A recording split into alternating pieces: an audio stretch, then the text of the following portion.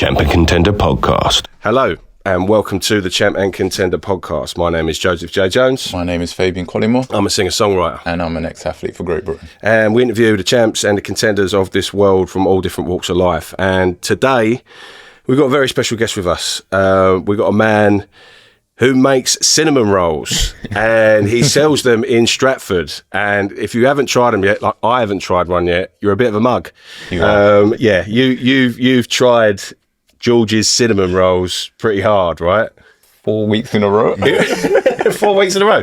Every week I just turned up. I've got to come and try one. But without further ado, ladies and gentlemen, this is George Artemi. How you doing, George? I'm doing very well, guys, and thank you very much for inviting me into your humble abode. Yeah, I appreciate it, man. Yeah, man. We were saying just outside, like, it's like, where's this pub then? I said, come with me. And I bet you're looking at it. I always think, like, people gonna look at this and think, this ain't a pub. Like, what you want? And then you walk inside, it's a bit of a TARDIS, right? Yeah. But listen, I've given you a little bit of an introduction. Yeah. But for those who don't know you, George, tell us who you are and what you do. Yeah, mate. So my name's George Artemi, and I literally had an idea one day when I was like in the midst of the unknown of my life, and it happened to be cinnamon rolls that are the idea, which came to my mind that like when my back was completely against the wall the most, and then mate, like literally just ran with it,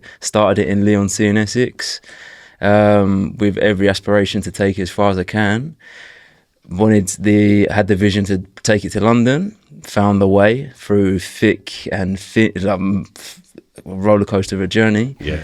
And launched the residency there when the opportunity arose, and it's kind of grown strength to strength since November. We've been there, so just over 5 months, and it's literally been the craziest journey, but it's good to hear when people are coming 4 weeks in a row, you know. Yeah. Doing something right. So I quite like that you're open like on the weekends, right? Just at the weekends. But I think that's like an exclusive. You can only get this then. So come on down, and there's like a buzz that builds about that. You know, like tell us a little bit about, you said it, back against the wall. So when you say back against the wall, what do you mean by that? Oh mate, so long story short, I had a business prior to Roll Boys, and I left that during the COVID period, and I didn't know what I was doing with my life next. It was just like this release to get rid of that, and then I kind of was like, okay, on to the next journey.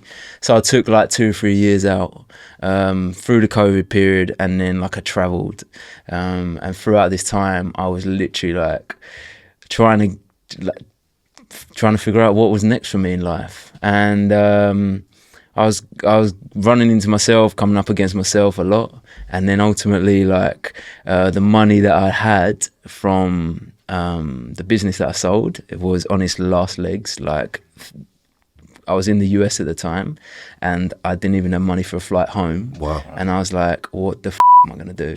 Like I had one choice, two choices. Basically, I was trying to extend the trip in any way, shape that I could. And I found a way to like have my rent, have accommodation covered for 2 weeks. So that gave me some pressure off because I didn't know what the I was going to do. So it was literally, mate, I was in those 2 weeks, and I was like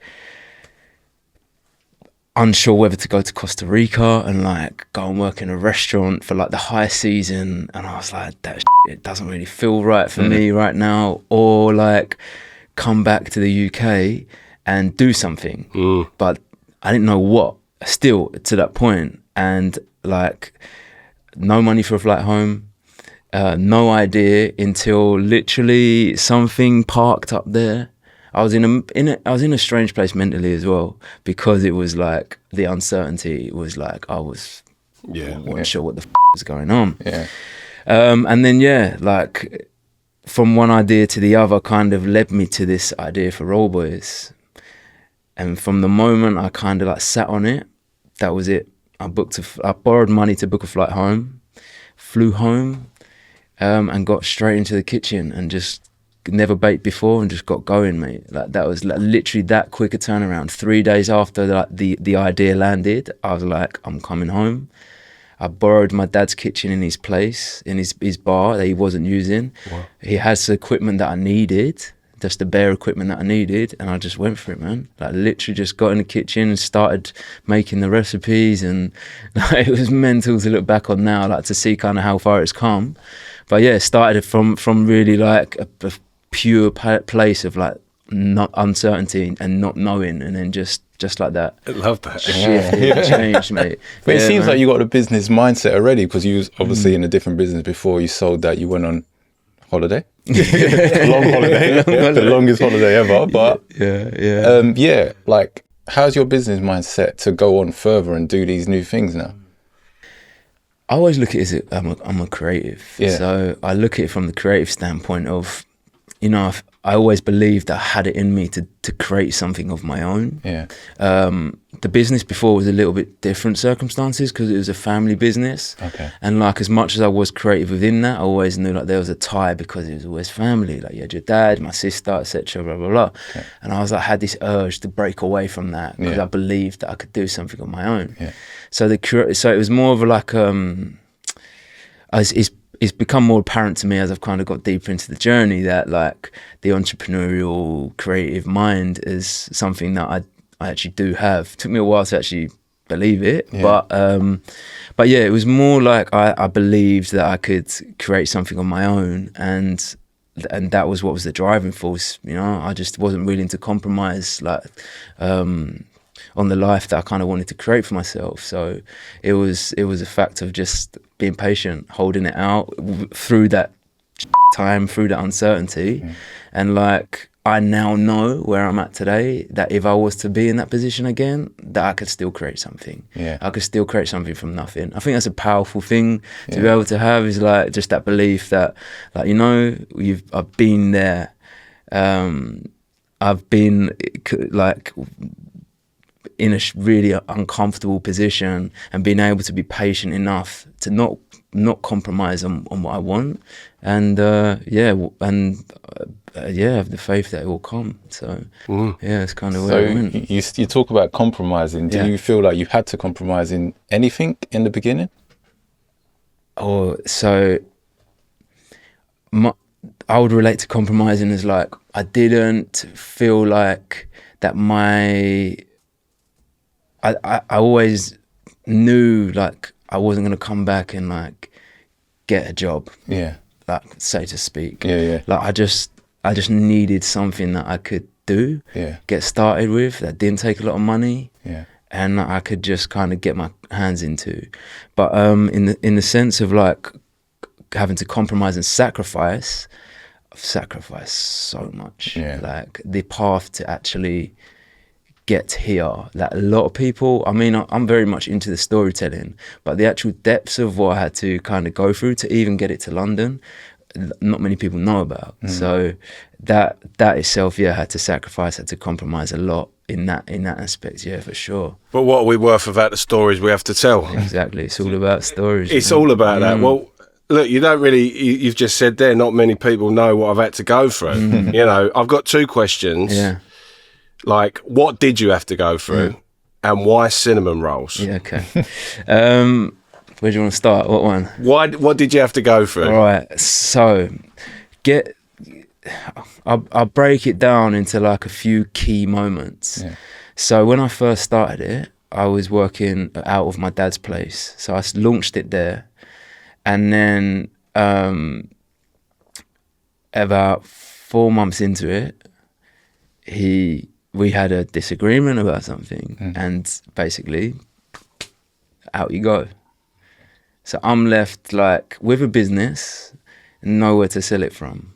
So is at that point I took everything out of the kitchen that I had, and put it into storage, figured it out. Next stage, from the gods, this woman appeared out of nowhere that had this space, right? She had a restaurant that was closed, but she still owned the lease. She allowed me to use the space to get through Christmas. Got through Christmas. 4 days before I was meant to reopen in January, she said, landlord said you can't do anymore. So, with immediate effect. Yeah. So sublet again. Take the stuff out into the lockup. Right. So it was in this stage where I was having a conversation with a well-known brand in London who was interested in what I was doing. So they wanted to partner with me to take it to London, right? So I was thinking to myself, right, I either get another place in Lee where I have to pay rent. I'm not going to be in my dad's place. I'm not going to have an angel that's going to let me use their place for bet next to nothing, you know. I'd have to sign leases. I'd have to sort all the funding, all of that. It's a simple move. So I was thinking to myself, I've got bigger visions for this than Leon C. No offense, but it was that where I made my decision to be like, do that or go all in on London and go into this, like, entertain this partnership. So that's the route that I chose. I was like, I'm going to close up shop. I'm going to move into my nan's. Going to cut all my finances, like everything down, and I'm gonna go for it. I'm gonna go all in. 3 months into this beginning stage of this partnership, I decided I had just begun to get that feeling, like it didn't feel right for me. Like I needed to go on my own. Like, I felt like it was just something that was literally biting at me. I was like, I got to do this the way that I see it. It's my thing right now, you know, and I need to do that. So 3 months in, I pulled out, but I was like, I'm going to keep going. Like, I'm going to do my best. I don't know how. And I had no connections in London. I didn't know anyone. Like, I'm just this guy from Essex that has just decided to go there. So I was literally like, just any little inkling of communication or relationship that I could build, I was going to meet, I was going to like sit down, I was going to speaking to people, and I was just trying to build something and create connections, because creating connections, something can lead from it, right? Yeah. So throughout all this period, I had no money again, like literally no money, and my nan was like lending me a little bit here and there to get the train and to go to these meetings. Like I was like living off nothing, but like I said before, it was the belief that was driving me. So this was now April time. So through April to November, when we actually opened from the residency, I was on this journey, like trying to like create something, and where I wasn't willing to compromise on that, I had companies come to me and say, I'd like to, like roll boys, I'd be interested in like having roll boys in my place, or like companies like Box Park, or like companies like Seven Dials Market were like, oh, I'll just do roll boys here. And I was like, no, I've got a specific concept in mind that basically I said no to them. Yeah. And because I just believed in what I was doing. And it wasn't until I should mention, like, obviously on the money front, like as well, like anytime like I had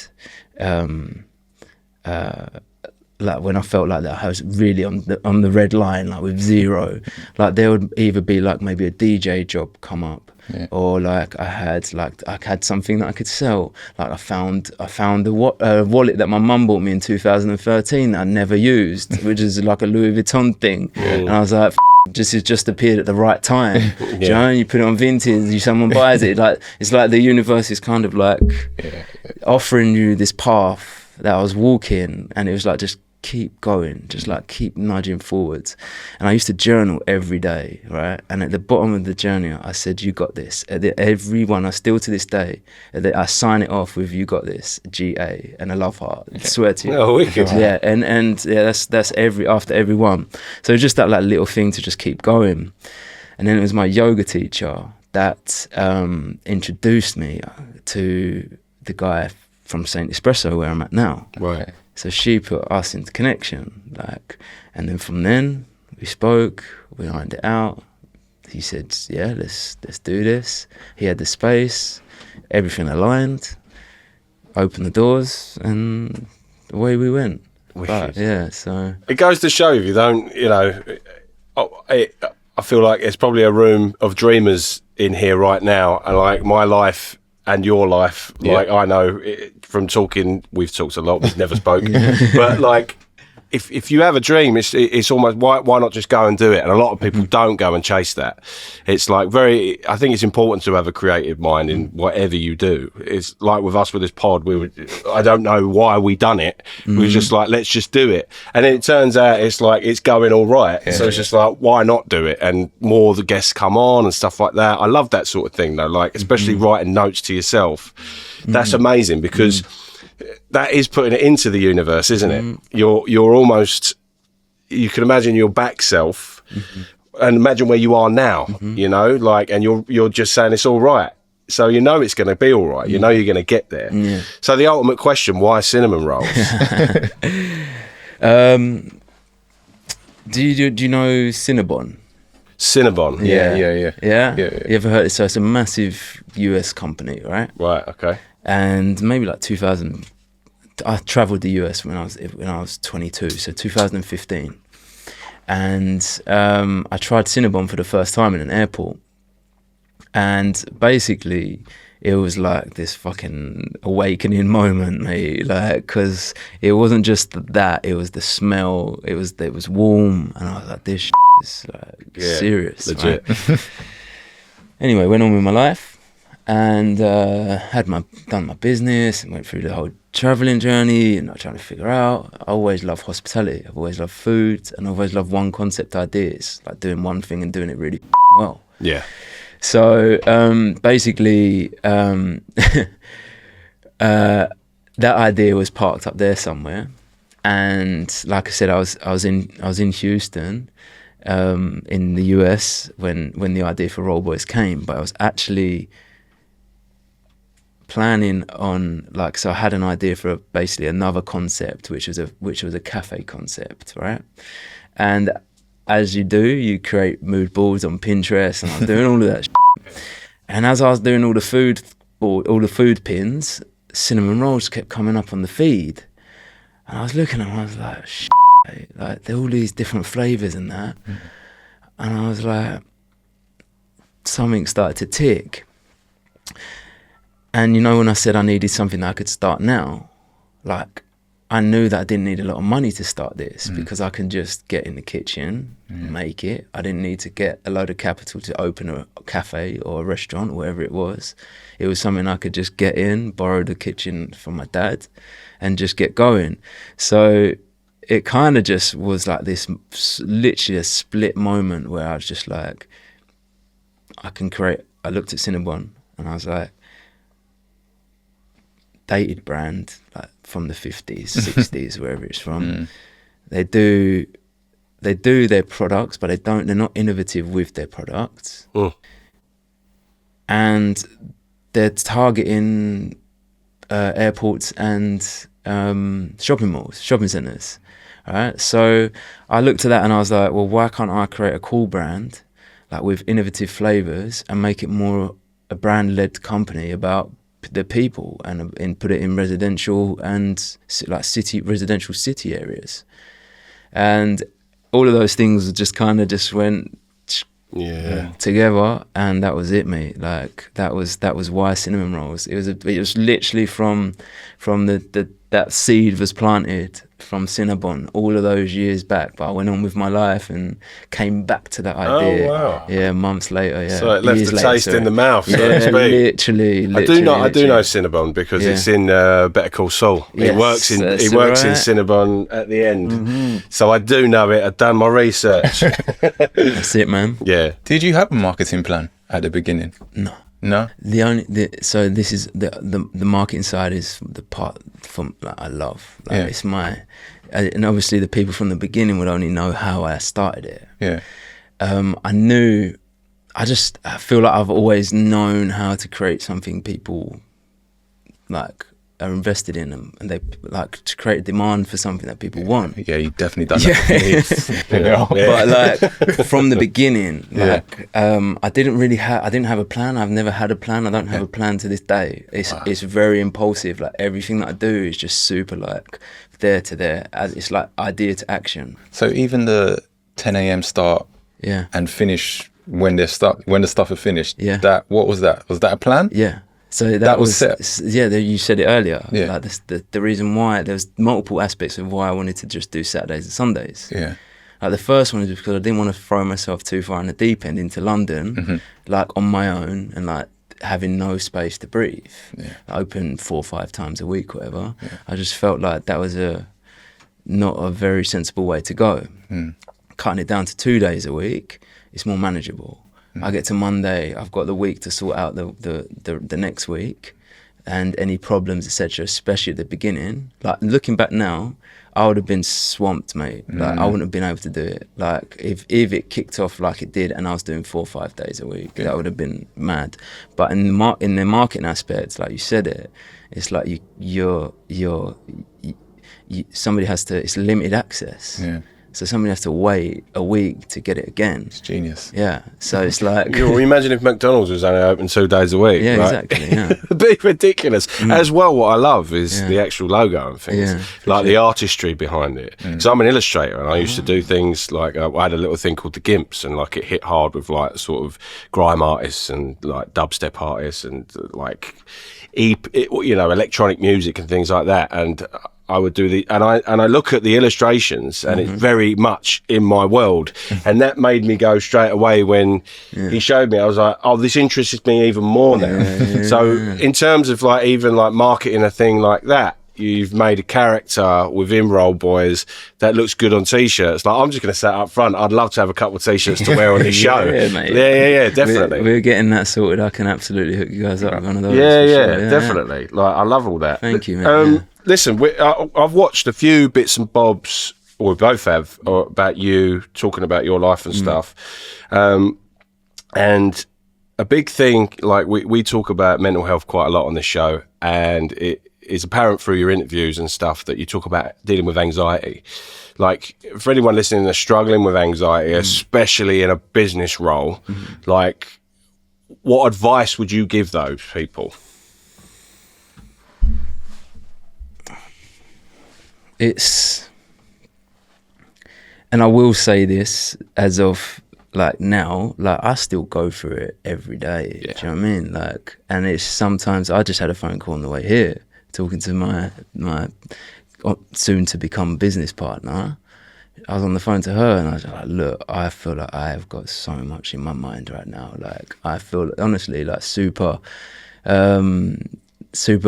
like consumed by it all, and I am very open of talking about that on social media, etc. So what I can just talk about the way that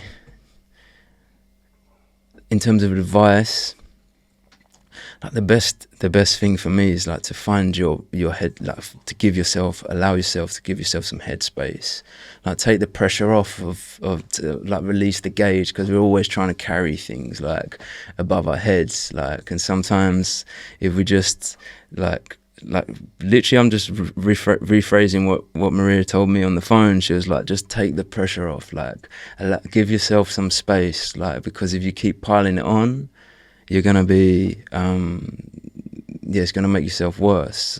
So the way that I would deal with my anxiety and things is, I mean, I do have a meditation practice in the morning that I do. I take some time, especially in the morning, for myself. Like that is a non-negotiable, like every day.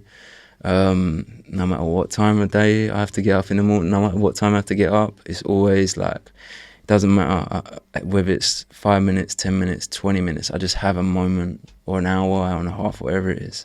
I have moments for myself throughout my day, because I've realized like solitude and spending time without distraction is something that really helps me.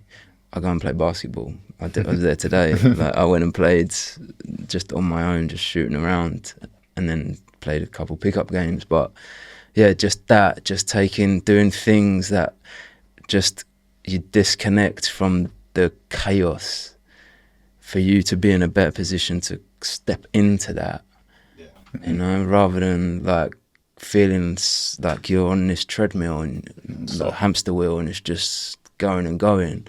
So find some space for your mind, and in whatever way, shape, mate, it could be drawing, it could be rap, singing. Yeah. You know what I'm saying? I'm definitely not a rapper. No. It could be about, you know what I mean? It could be like, you find a lot of people find their place in exercise or running, you know? So it's find your thing that allows you to just separate yourself from the chaos. So the way that I look at it is literally like, if I give myself that space, then I'll just return back to the madness, because it's always going to be, life is, you know, if you're doing business or whatever you got on your plate, there's always something going on.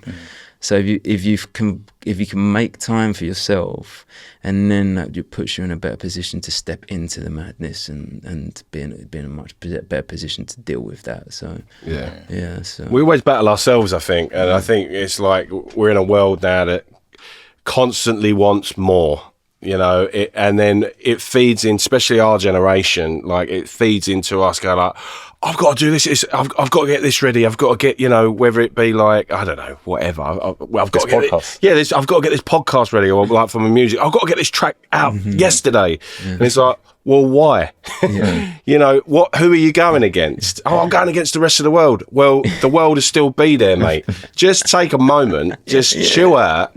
Do the business and go forward with it. You know, like it's fine. I've had that moment recently, like especially for having a little girl, and I'm just like, stuff's not actually that important that I thought was important. You know, I love doing things that I love to do, with the potential of it going to places and potentially earning money from it. Because I'm like everyone in this room. I'm a person that. My goal has always been, whatever I do to earn money, I want to enjoy. You know, like what's the point? You're there 5 days a week or whatever, and you're there from 7 till 5. You don't enjoy your job. Like it's the biggest majority of your life. You know, like you need to enjoy what you do. But in the same breath, take a step back. Remember why you did what you do. You know, you enjoy what you're doing. So don't let it become a chore. Otherwise, there's you know, rant over, but it's game over, isn't it? You know, agree. But we've got to give a big shout out to Maria though for that chat. For sure. You always need that person around that can give you that chat. Do you know what? I was driving here and I was like, I need a phone call. I need to just like let it all out. And she's great to just be like, hey, give yourself a break. Like you're doing good, you know, just take a moment. Like she was like, just give yourself that headspace. Because a lot of it is like you just said, it's always like more. What's next? And we're leading on to like this like vicious circle where you can just be chasing. And it's just like, whoa, okay. Slow down a second, man. I mean, you must see when you open the doors on the weekend. It's like, oh, it's working. Yeah, but that doesn't stop the limited voice inside my mind thinking, oh, it's all going to be over in a few weeks. It's funny, isn't it? Because it's always the thing of someone saying, like, when you tell someone your biggest worries, you know, your darkest fears, you always get someone go, someone just goes, don't worry about it. And it's like, it's not that easy. But then when you really put it like that, it is that easy. Just put it to the back. Just don't worry about it. Just carry on doing what you're doing. Mate, do you know what? Just on that, like, once I used to be mad superstitious. Like I still am. Do you know? This is I used to like no free drains. Like I used to have these mad ones. Where the free drains. I used to like I used to walk across the road, and if like obviously car. So if I'm walking across the road, and if a car like was to pass my back before I got to the other side, wow. I would think that's it. The whole there's always something bad's gonna happen. I've never heard that one. Yeah, mate, I made it up myself. Do you know what I mean? I was in that deep. I was like making all this up, and like then obviously all the magpies and all of this. Oh, salute the magpie, mate. Yeah, mate. So I was mad on it, mate. Like and it drove me to a crazy place. This was when I was in the other business, and when I started seeing my therapist, I was telling her about it, and she literally just said to me like, "What's actually gonna happen? Like, do you know what I mean? Like, what's actually gonna happen? Like, you walked over 3 drains. Like, what do you think's gonna happen because you walked over 3 drains?" And I'm like, sat there, I'm just like, Yeah, you're probably right. Yeah. Do you know what I mean? That was such a school one, wasn't it? Yeah. The 3 drains. Yeah. In our school, if you walked on 2, it was good luck. Right. 1 was bad luck, 3 was you were going to die.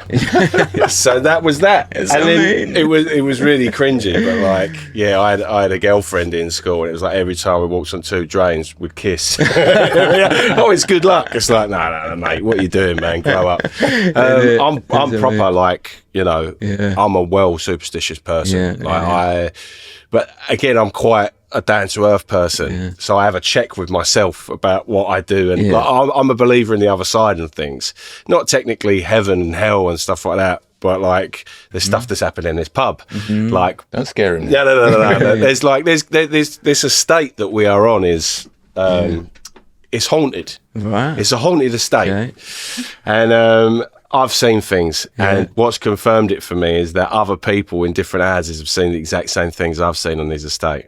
So, are you gonna? Well, there's the estate itself was an RAF base, right? And especially in World War One, Hornchurch won the Battle of the Skies. They say, because it was quite a hidden base, and the RAF base would fly over and get rid of the Germans, so to speak, and it was the base to go to, really. And they say that we won the Battle of the Skies, but also on this property was an insane asylum, right?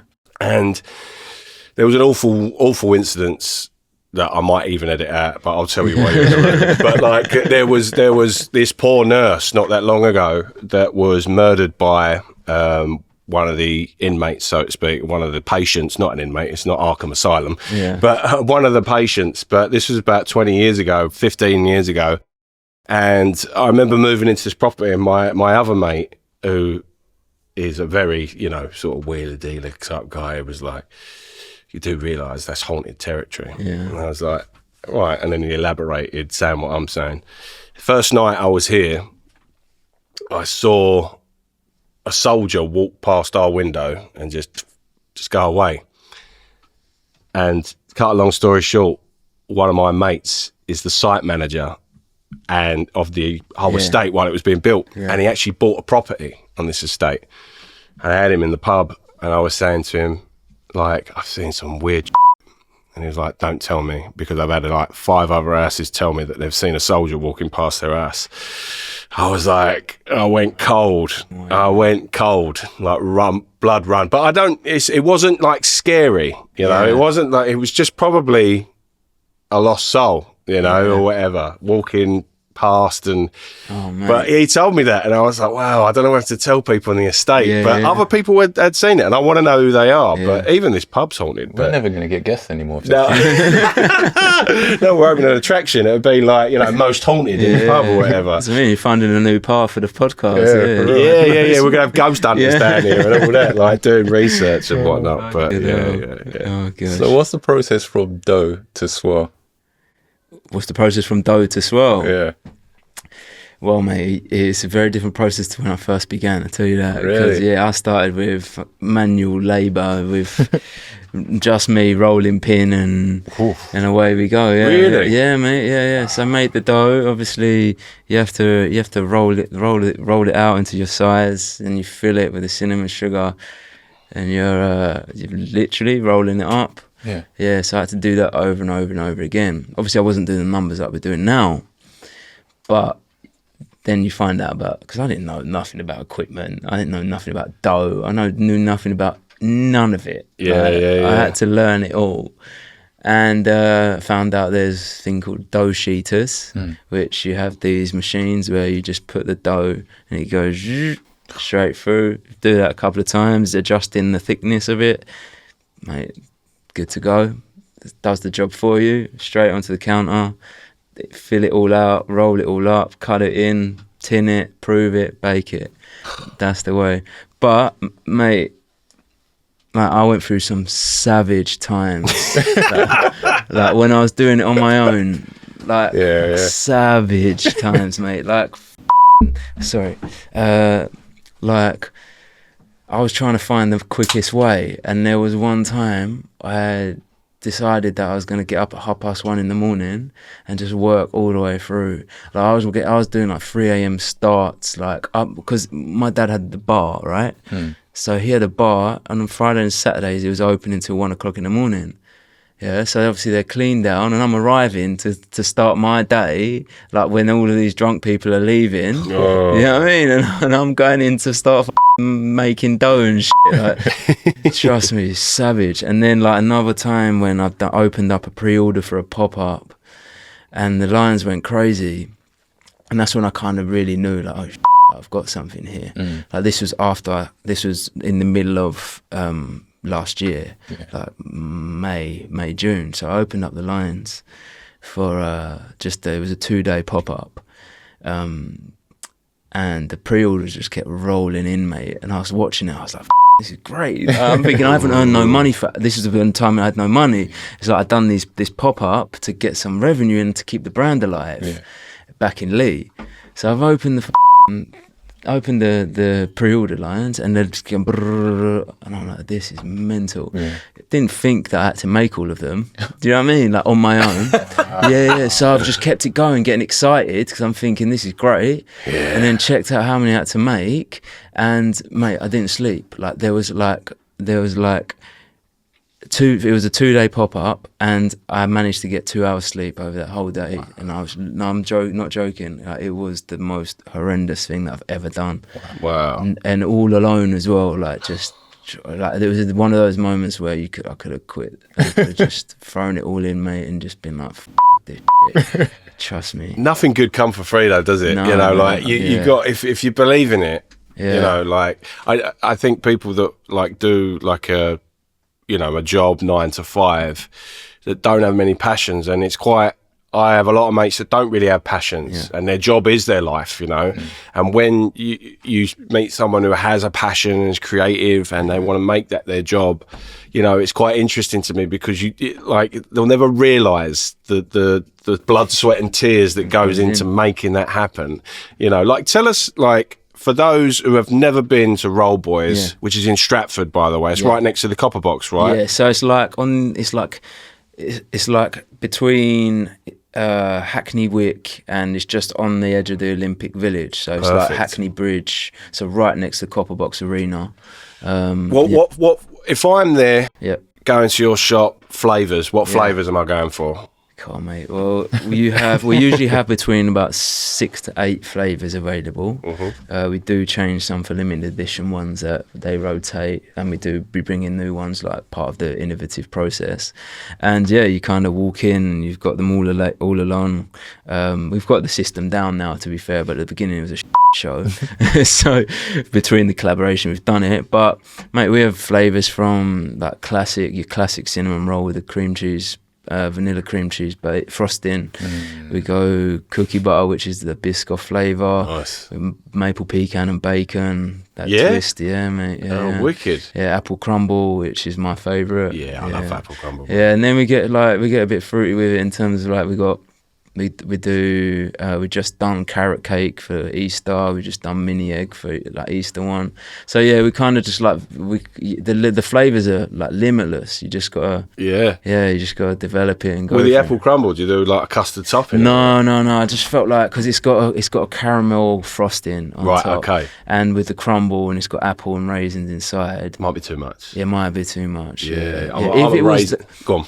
I was just going to say, if it was just the roll without the frosting, like you could probably, like we done a mince pie one at Christmas. Oh, banging. So it wasn't. So with the mince pie, we offered like a custard on the side. So that had no frosting, so it was just like the roll. So then you poured the custard on top, and that's the kind of thing that kind of works. But to mix with a frosting, somebody asked that question at the weekend, funny enough. I mean, I'm a fruity guy. I love fruit in like, I'm a fruity guy. I'm a fruity guy. No, I love like apple, like cooked apples, stewed apples. Like my nan makes the best. Like even like every restaurant I go to doesn't come close to my nan's apple pie, and she does like a apple and blackberry pie, and it is unbelievable. So like even like competition. Mate, 92 years old, still does it. Really? Right? Yeah, she's on her feet. Going, she's quality what she does, going. mate. She's old school, but even all the raisins and stuff, that's me in those. I can eat pastries all day. like probably looking at me. Like, I mean, it's the first time I probably worn a t-shirt on this show. We're all hoodies in that. It is hot in here. I'm going to say for people watching, you've probably seen a couple of mates in here, flies f***ing around. He's getting on my nerves seeing him move about, but it don't matter. We've addressed it. It's all good. Yeah. Flavours. Have you got any flavours that you're prepared to do for the summer this year? Yeah, so...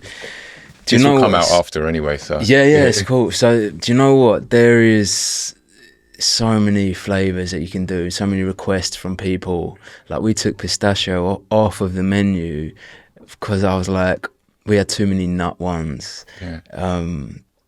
But the amount of people that have just been asking for pistachio to come back, I'm like, I gotta listen. Like, do you know what I mean? I gotta listen. It's like...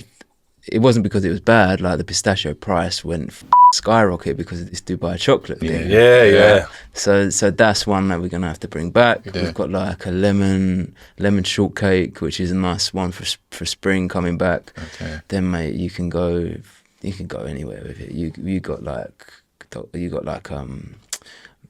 blueberry cheesecake for your fruity ones, mate. You got strawberry style. I don't really know, but like tiramisu. You can do coffee flavors. You can do like more indulgent, like chocolate chip. Like, you can do brownie with brownies in the middle. You can go crazy, mate. So I don't actually see that far in advance, but I just look at my list and be like, yes. Is this where your mind's always going like 100 miles an hour because you're thinking about all of these different? Yeah, I don't. Do you know what? It's more.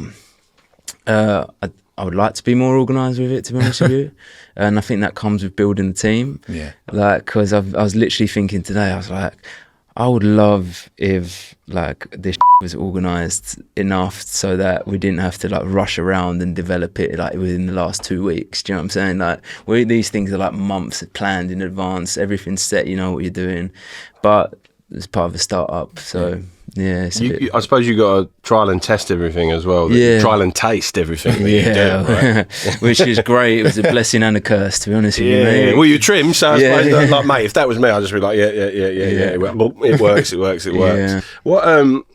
So obviously, where you're set up and that, have you had many celebrities coming and trying your desserts? Mate, do you know what? The actual interest has been pretty interesting. It's been crazy, like, because the socials are through the roof, mate. The best, just because somebody that I like. So I used to DJ in my old in my old business in the place that I had, right?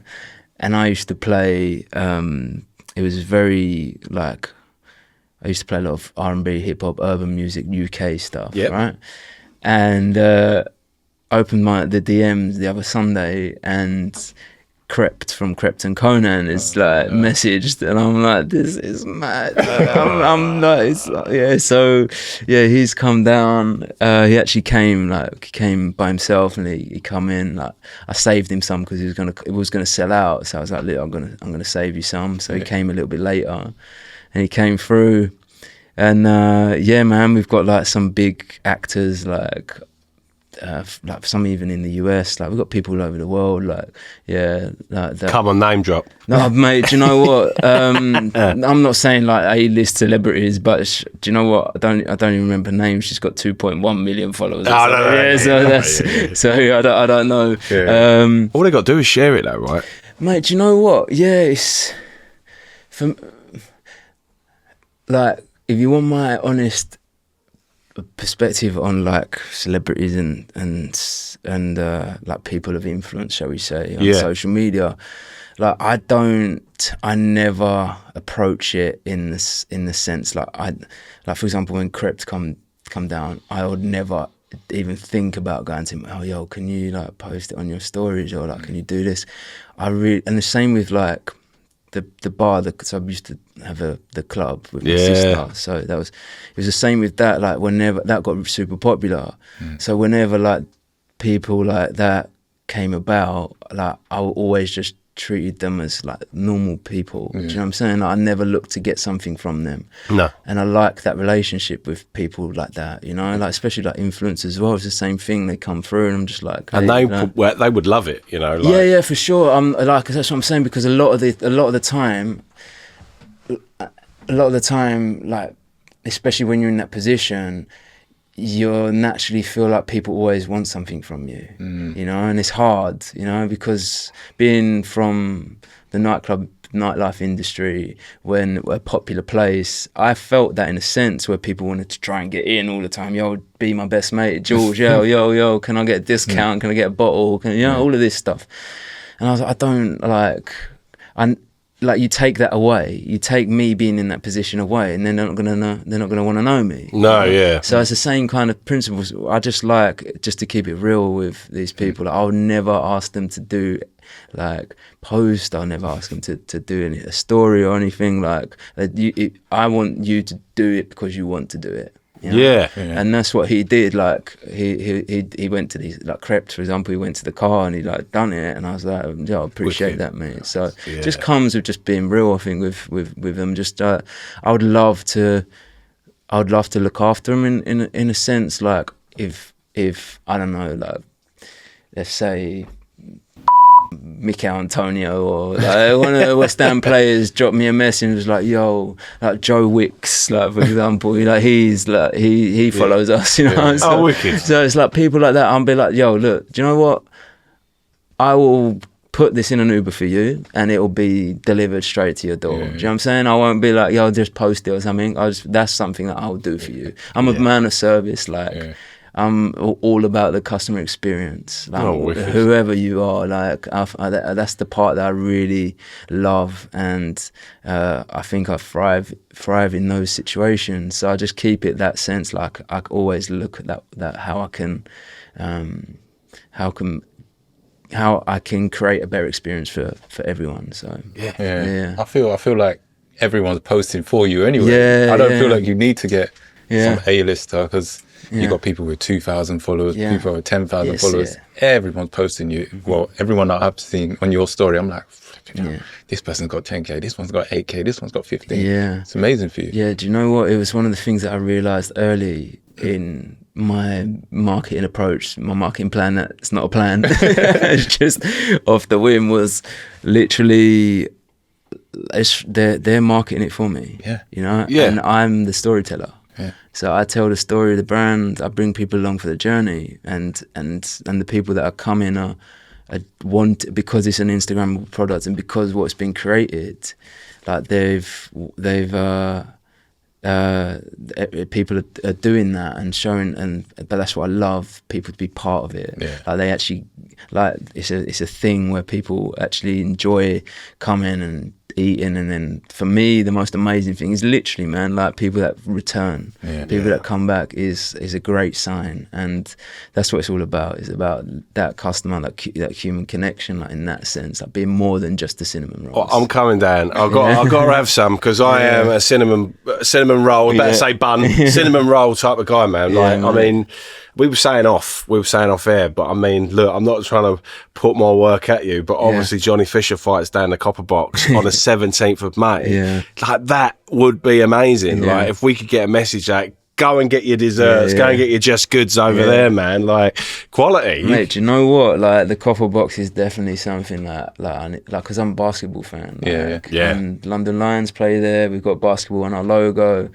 Like one thing at a time for us. Yeah.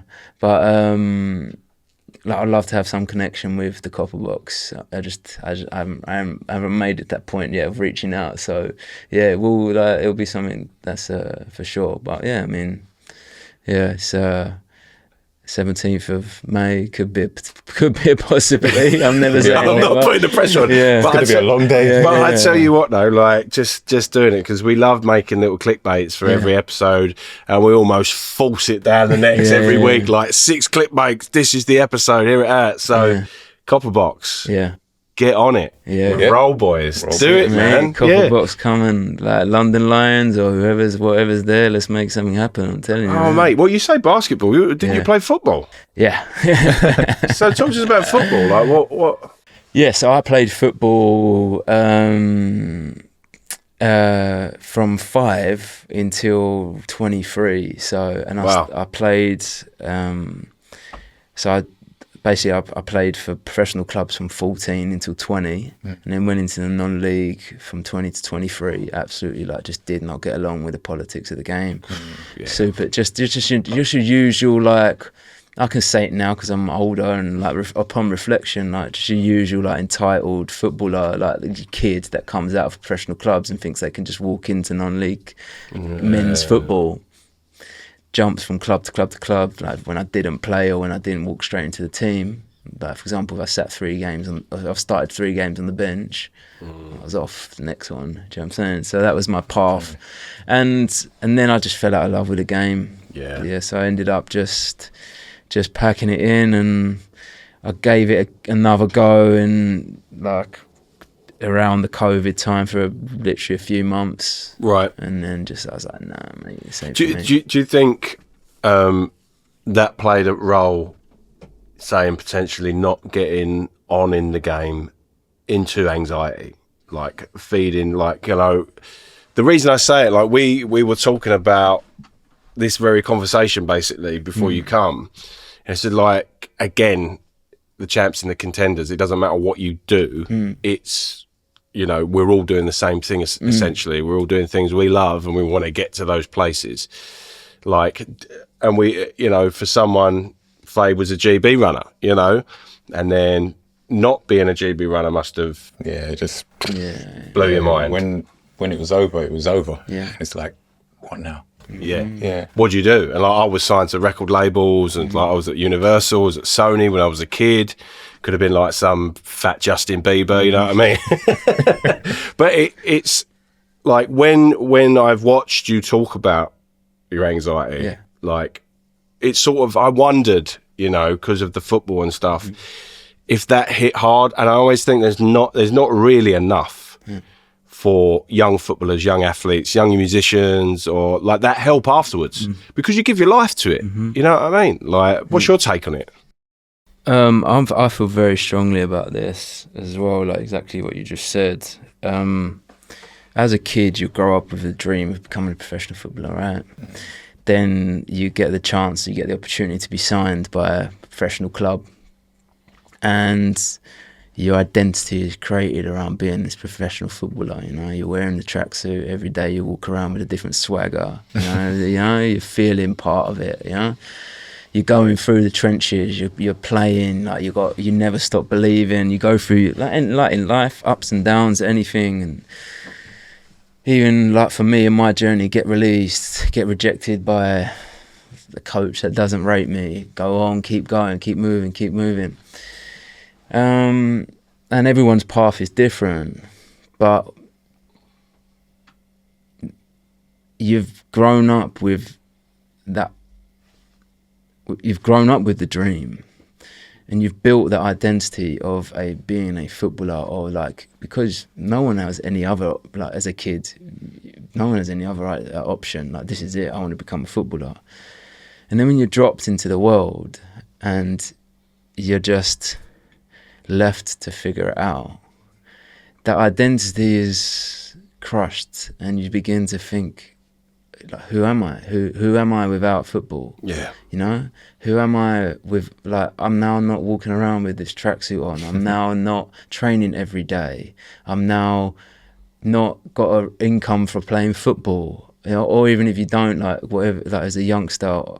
But for me, at 20 years old, I got released from Torquay, and like, I was living there. I was like, everything was like, I was playing well, and just like dropped from the sky. And that was the toughest thing for a kid, because you've really got to go and figure it out for yourself. Like, you can have your parents around who are support platforms, but like, ultimately your dream has just been taken away within a moment. And it was tough, mate. Like, to be honest with you, like, it spilled over into feeling entitled, like feeling like the world owed me something. You know, feeling like that was going to be handed to me on a plate. You know, and because I've walked out of a professional club, I thought, get to another one. Yeah, go to another one. It doesn't happen like that. No.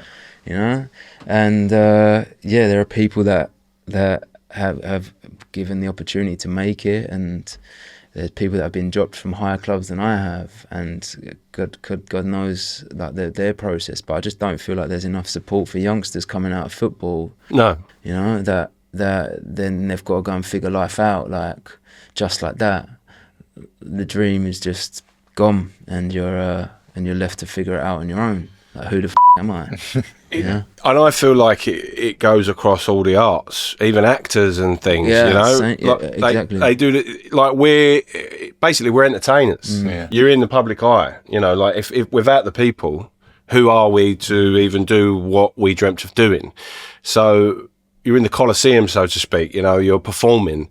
Whatever you do, whether it be music, whether it be, you know, arts, whether it be acting, sports, boxing, kickboxing, you know, all that stuff. And then, you're lost. Mm-hmm. You think, what do I do now? And then, like, I just refuse. I refused for a very long time. Like, I was like, no, I was meant to do this. It's almost like, again, the superstition thing. Like, it's almost like like a godly thing. Like, I was put here to do this. Yeah. And then you realise very quickly, maybe you weren't. You know, maybe you weren't. But you learnt a lot along the way. And, I mean, I still do music. I'm still in it. Like, a musician's always a musician, you know. Like, an athlete, it's a different thing because of age and time and, you know, chances and things like that. It's difficult. But, I mean, I'm glad, I appreciate you opening up on that, because it's something that I like to fight for on this show and talk about, which is like, you know, we're all pretty much on that level and we try to get to where we want to do, and it doesn't get heard enough. And it might even come across to people as like, oh, you're a spoilt brat, you know what I mean? Like, what, you didn't make it in football? Like, wait, but no. You don't realise we were almost brainwashed to believe that we were going to be, I was going to be the next, you know, Bruce Springsteen, or you were going to be the next Pele. Do you know what I mean? Like, you're brainwashed to believe it. But do you know what the hardest thing is though? Like, you have to have that belief. Yeah, exactly. Yeah, you know what I'm saying? You do. You have to, like, if you want to become a top athlete, a professional footballer, musician, like, the ones that you have to have that belief are sometimes it's just not meant to be. Yeah. You know, that path isn't written for you. You know? But then you put it into something else, like Roll Boys. Mate. That's what I've made. Do you know what? I was having a conversation the other day about all the knockbacks that I had. Yeah. Like all of the rejections that I had through football. I just channeled that energy into like that persistence and that like willingness to just keep going. Yeah. Get thicker skin from it. Thicker skin, mate. Yeah, definitely. Yeah. Well, look. Yeah. I'm glad we went off course, but I'm going to bring us back sure. onto the world of desserts. Yes. We've got a little game called Shot Stopper. Nice. So you don't drink, right? Or do you drink? Or drink very rarely. Drink very rarely. Like, look, you drove here. Yeah. I saw you drive. So I'm 4 deep now. Yeah. I'll take your shots for you. Gotcha. So Shot Stopper's a game where we put 2 names up against one another. So let's just say footballing legends. Yes. Let's go basketball. Okay, so who are we going to say? We're going to say Steph Curry or LeBron James. Steph Curry. Right, okay, so you could pick that pretty easy, right? So now Steph Curry or maybe Michael Jordan, right? And you go exactly that reaction. Yeah. You can't pick. It's a shot. Right. Okay. And then we start the list up again. Sure. So look, it's not basketball, which you know, it would have been nice. It could have been. It could have been easily, but this is desserts. Yeah.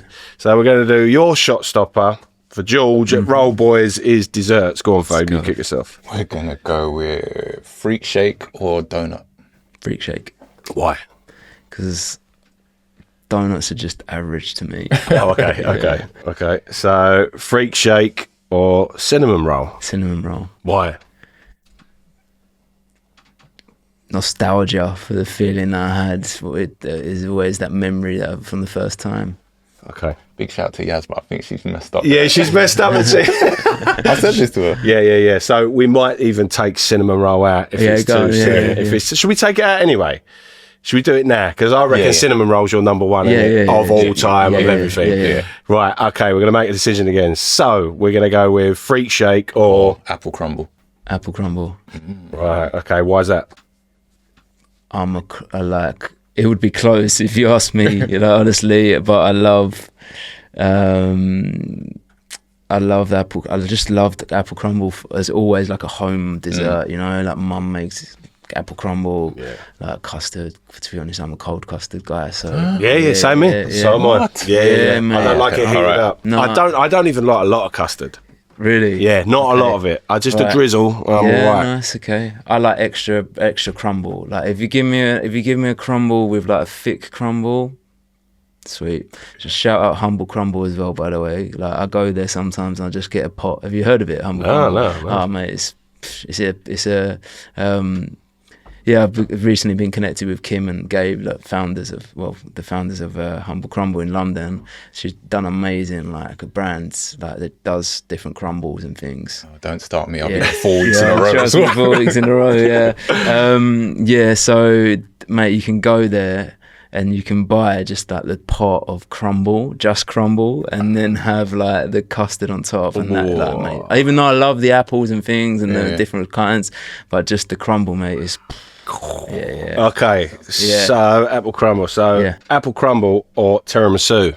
Apple crumble. Okay. Yeah. Okay. Apple crumble or cookie dough? Warm cookie dough. Yeah. Warm I know cookie you like dough, warm mate. food. You were fighting for it for your business, weren't you? Yeah. It's like, I need it to be a warm place. Mate. I watched your videos last night. Yeah. So warm cookie dough. Why warm cookie dough? Oof, with an ice cream, like the contrast of the warm and the cold thing.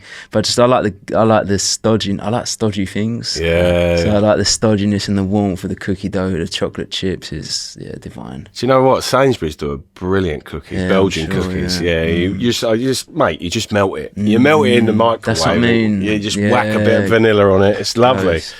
Right. Okay. So warm cookie dough. Yeah. Or churros. Warm cookie dough. Okay. Yeah. Okay. Warm cookie dough or cronut? Warm cookie dough. Warm cookie dough or bubble waffle? Warm cookie dough. Wow, this is elite now. It's smashing it. Warm cookie cookie dough. Warm cookie dough or sticky toffee pudding? Oh.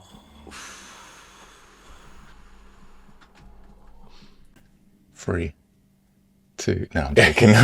No, honestly, I think I'm gonna go for sticky toffee pudding, man. Wow, why? Yeah, it's one of those. It's just an all-time favourite for so many as well, isn't it? You know, it's like, if it's done well and done right, the sponge with the, it goes off. Okay, so sticky toffee pudding or an Eton mess? Sticky toffee pudding. I know you say that. Sticky toffee pudding or trifle? I do like a trifle, mate. I love trifle. Yeah, I do like a trifle. I'm going trifle. Oh, wow. Trifle's up there for me. Yeah, I can get carried away with trifle and eat like the whole thing of the Marks and Spencer's ones or something. Marks and Sparks food, man. Yeah, man. Unbelievable. Especially the desserts and stuff. Yeah. Even the little boxes of like the Kellogg. You can't talk tonight. I've had 4 beers. Kellogg's and Baby Brain. Kellogg's cornflake chocolate. Yeah. Those bites and all that. I could eat a whole box of them. Yeah, Give me 2 boxes of them. Yeah. That's why I look like what I look like. I look at a cream cake and put on an extra tit. Right. So where we at? We're sticky. Trifle. Trifle. Sorry. Trifle or a milk cake. Oh. Trifle. Yeah. Why? Oh, there though. Honestly, I've never had a milk cake, so I can't say. Yeah. But the look of them, they look really good. It seems like quite a fad at the moment, doesn't it? A milk cake. Milk cakes. Yeah. Is am I right in saying from China milk cakes? Yeah. So that isn't too far away from what you do, really. Something like that, you know. They're good, mate, but I just never had one, so... Would you ever do something other than cinnamon rolls? For roll boys? For roll boys? No. Okay. I would utilise the products into different forms. Yeah. But I wouldn't say do brownies, or I wouldn't do, like, cookies. Imagine a birthday cake from a Roll Boys, like that big, icing on top. You ever done that? You have, yeah. Oh, have you? Yeah, done it. But the only thing is with that, it needs a little bit more development because obviously you bake it like a cake. So it's got a tendency to be dry inside, and so it's not really the vibe. So you could put like 18 of them together. Yeah, you do it like that. I tried like giant, like one big cinnamon roll. Wow. Literally like a cake, and just done a big one. Yeah. So that's what I mean. But yeah, doing something like that would be cool. Like, oh mate. Yeah. All right. Trifle or Biscoff cheesecake? Biscoff cheesecake. Yeah. Why? Yeah, my mum, like my mind just goes straight to my mum's. She makes the most insane cheesecake, mate. Like, yeah, for sure, 100%, all day, every day, baked cheesecake. Yeah, cheesecake. Yeah. Oh, I love cheesecake. Yeah, I love all cake. All right, so Biscoff cheesecake or mochi? Biscoff cheesecake. Okay. Biscoff cheesecake or baklava? Oh, I'm Greek, so baklava is top 3 for me. This isn't my thing. I keep talking. Go. No, I'll stick to the cheesecake, mate. Okay. Yeah, big time. Also, I've been to, like, have you ever been to Cheesecake Factory? Yeah. So that's New York. I went. Yeah. New York.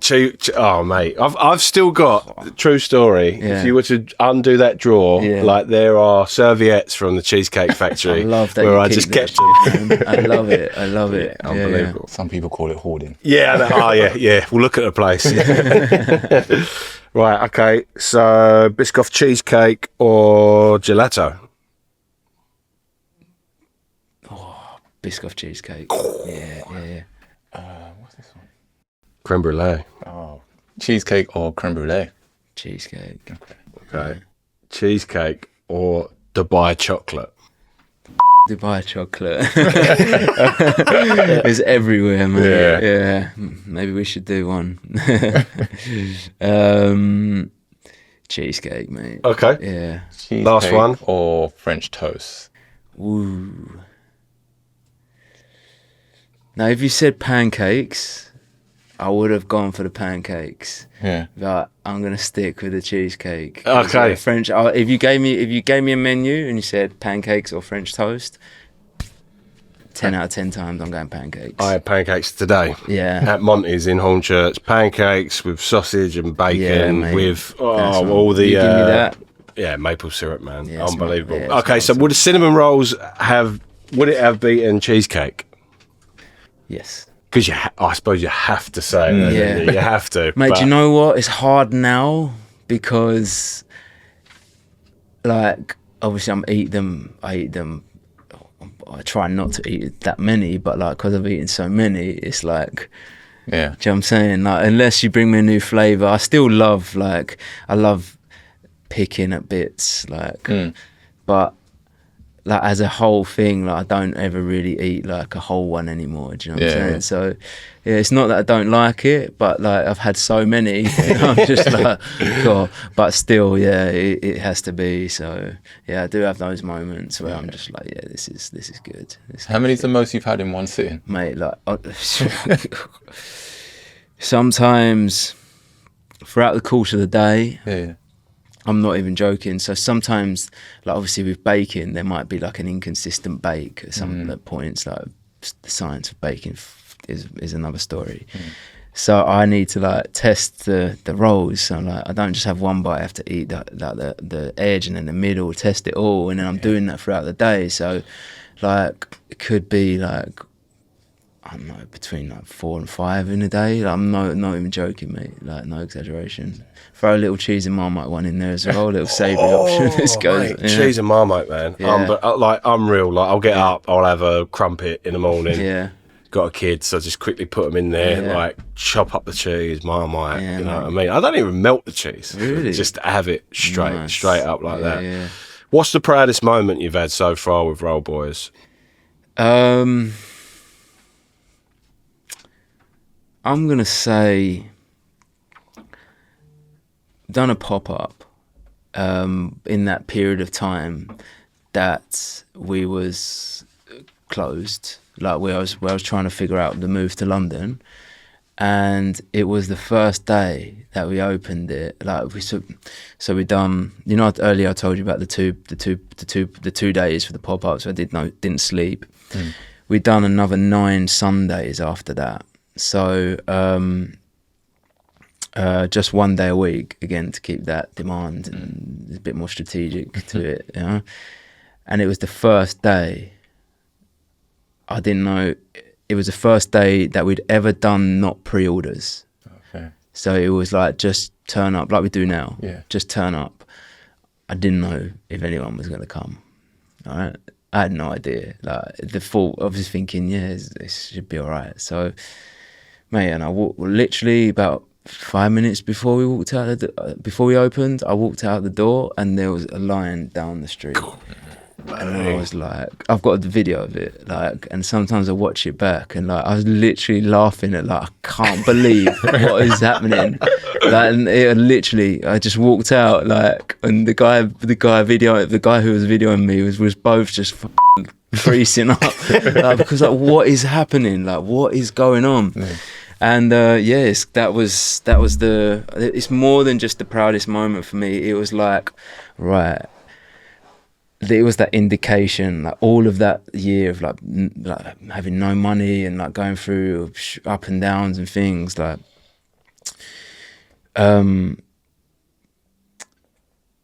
it was like that real indicator to keep going, you know. It was that real indicator to like really go for this, and that just a sign that I had this, because truthfully, like in between that whole year up until that moment, like I was genuinely like, the question started like, fuck, like, is this really going to be a thing? Because I kept on, like, there was all of this ups and downs, and it was that was like,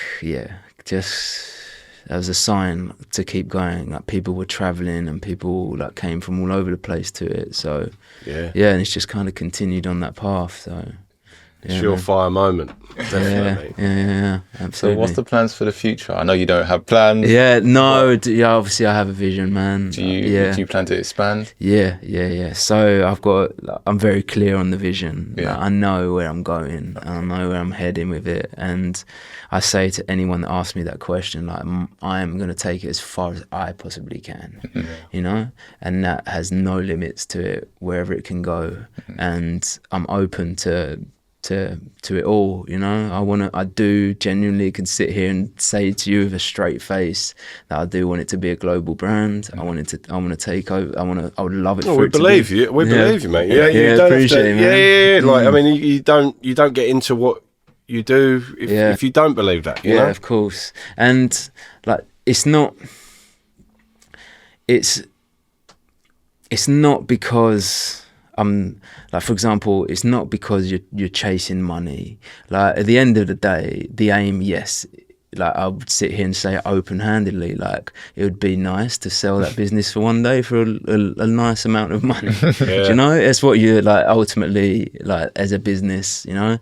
But it's remaining true to the values and the integrity of the brand. Like like that's what drives me, is like a real like brand-led company, like put the people first, like and like that's where I feel like I can see the strength in the brand, is like what's already been created, and that's the path that I just got to continue on, you know. And it's difficult, it's tough, because you've got lots of people around you like telling you what to do and where to be and like what their advice is. But like as long as I stay true to the heart and just keep going on that, I genuinely feel like I'll get there. So big thing for the voice in the gut, I think. You always listen to the voice in the gut. I always think that it's just literally someone telling you, like a superstition again, who you can't see, but they're telling you, no, do this, follow this path. I mean, people like Nike, You know, I mean that. Yeah. I mean, we see that the other day. I was like, oh bloody hell. Yeah, so, mate, I mean, look, we're not got long left, but tell us about that experience with Nike. What was all that? Mate, do you know what the craziest thing is? They sent an email, but it wasn't like from Nike. I was saying I gotta call it Nike because that's apparently. So we're gonna see a Nike tick soon on the Roll Boys attire. No, so we received an email from the events company that was hosting the event for Nike, right? And they didn't disclose who the client was.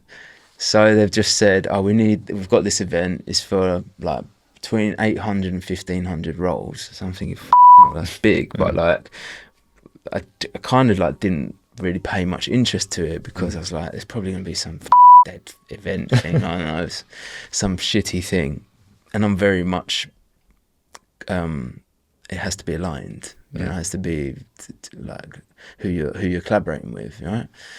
So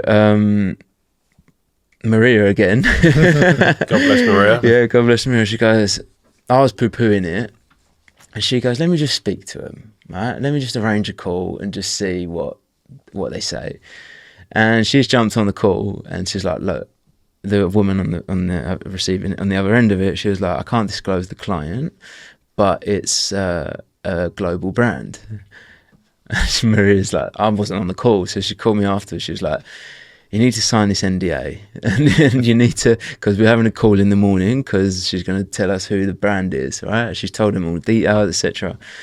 So I've jumped on the call in the Zoom in the morning, and she's like on the phone. She's like on the Zoom, and she's gone, yeah, and the client's Nike, and I'm sat there. I'm like,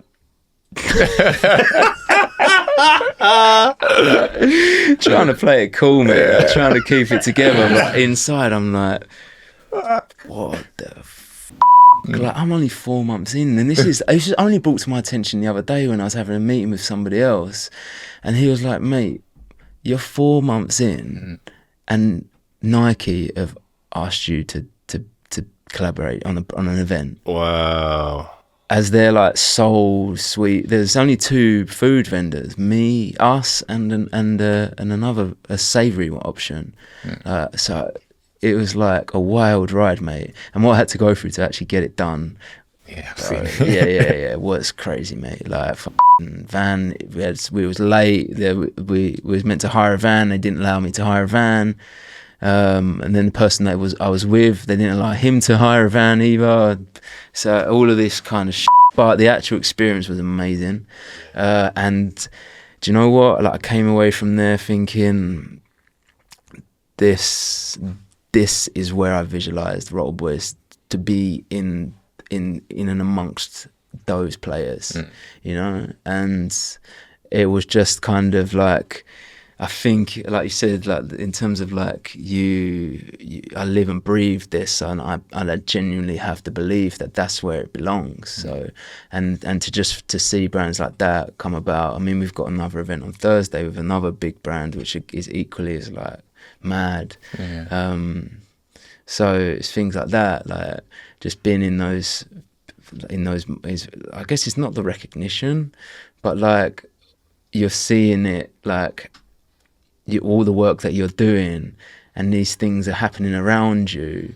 It's almost like you genuinely have to take a moment to be like, fucking hell, like, well done. Like, you're doing something right, at least. So yeah. Beat that boss. Yeah. Next to the next level. Exactly. You can hear an ice cream van in the background. Like, I mean, that would be amazing if you had ice cream trucks that were selling cinnamon rolls. It's on my list, mate. Really? No way. Yeah, wow. I used to see my Pinterest board. I love, like, I'm not going to disclose all my ideas, but like a sick retro ice cream van that does like from like the 50s, like that kind of vibe. Not like your old Whippy or whatever they're called. Like solid, like branded, like sick, like clean quality. Yeah, that's definitely in the vision plan. So yeah, mate, so much up here, but it's like, you know, the list is like crazy, and it's just, be patient with it. Execute these things as and when the time's right. So yeah, definitely. Well, listen, George, we've got a quick round of fire questions that we want to put to you before you leave? Yeah. Favorite food? Steak. Yeah, it's got to be, mate. Like, big time steak fan. Like, you cook that right for me, Medium well? medium rare, mate. Medium rare. More on the rare side, Okay. the truth. Yeah, I'm yeah. more on a rare. Yeah. My cousin has it blue. Yeah. Wow. Yeah, It, done. Yeah. I'm like, mate, you're a carnivore. Yeah. Well, we are, but Yeah. carnivore. Ready. So, first time noticed in public. First time noticed in public. I was at Borough Market. Yeah. And I was looking at this raw milk, raw cheese stand.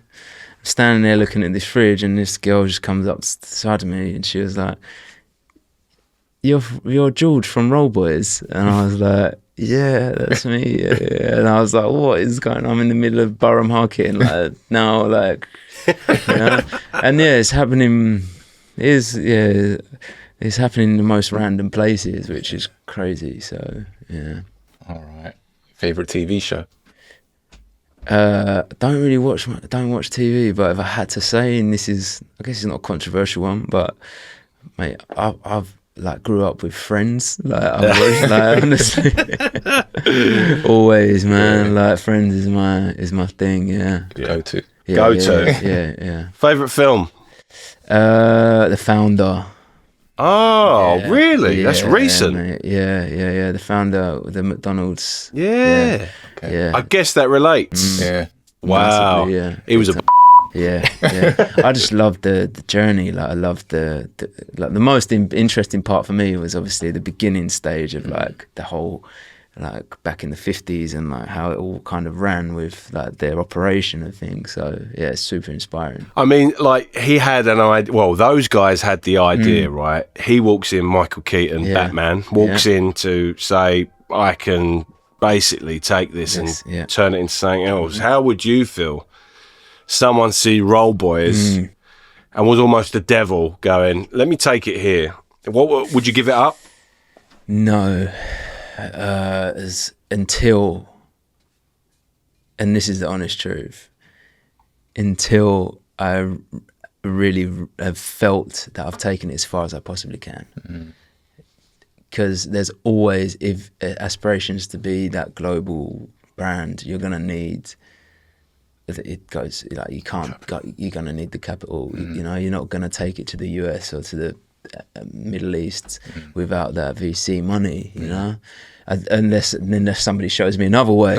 You know, but ultimately, I need to protect the brand at all costs, and that is by keeping the sharks away for as long as possible. I'm glad to hear that. Yeah, that's quality. Yeah. Right. Best piece of advice. Is this me or you? Yeah, you. Go on, mate. Oh, best piece of advice you've ever been given?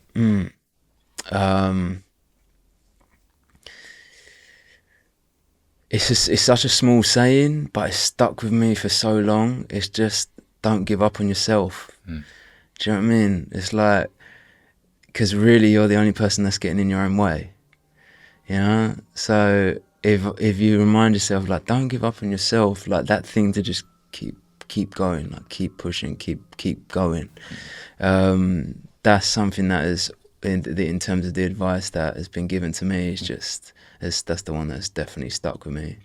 Tell us where everybody can find Roll Boys. Yeah. Instagram handles are at RollBoysLDN. Very much more active on Instagram at the moment. TikTok is also kind of like doing its thing slowly, but that's the same at RollBoysLDN. And then longer form, which is bought one of those DJI cameras the other day to get back into the longer form content, which a lot of people have been asking for. That's at Roll Boys TV on YouTube. So yeah. And then if you want to find me, my personal one is at George Artemi. So that's all the places. There we go, mate. You've been we've had so many people coming in, like, you know, from all different places in the world. Yeah. I've thoroughly enjoyed this. Yeah, Like, I thoroughly enjoyed it too, man. Yeah. Really interesting take on it. Listen, ladies and gentlemen, that's George Artemi. Roll Boys, go and get your cinnamon rolls. Yes. Yeah. That is The bar shut. The Champion Contender over and out. We'll see you next week. Thank you very much. Peace. Mate, wicked. That was quality, man. I loved it, man. I loved that. No, I appreciate it, guys. Yeah. No, there was a moment where I was sweating a little bit, but do you know what? We've got our mates flying in the background. What is a pub podcast without a couple of flyers? Yeah. It is a pub after all. Do you guys do? Thank you.